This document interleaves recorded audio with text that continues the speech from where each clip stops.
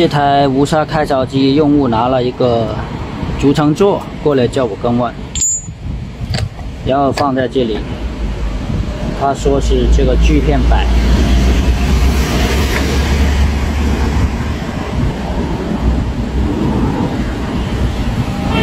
锯片晃动的厉害。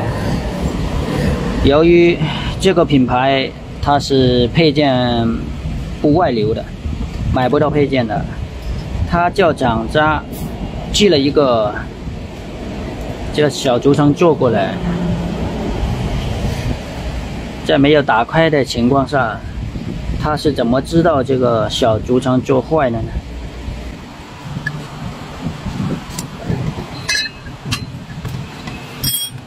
现在我们来打开看看，看看到底是不是轴承坏了，是这个轴承外面的座坏了。我们看到还有很明显的松动位，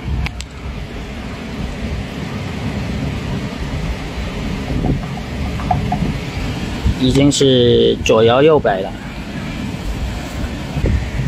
第一道难题就来了，压板拆不出来，上拉码也不好使，就怕把这个小拉码拉坏了。这生锈有多么的严重！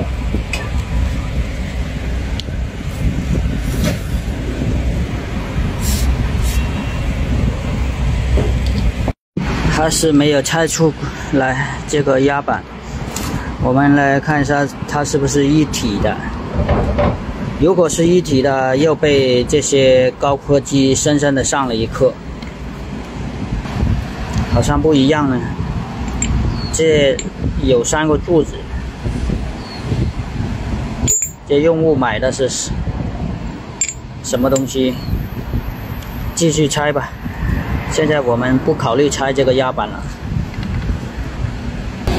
终于是把它拆卸出来了，底下还有一个轴承，里面是什么情况？我们马上见分晓。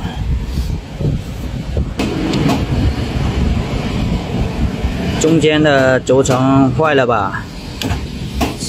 这位用户买这个回来，螺丝孔位都不对的，大很多的。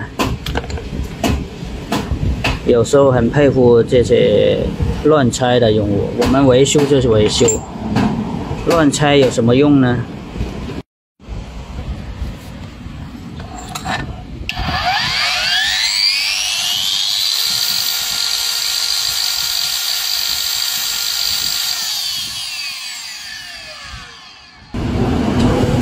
现在左右没有摆动了，就维修好了。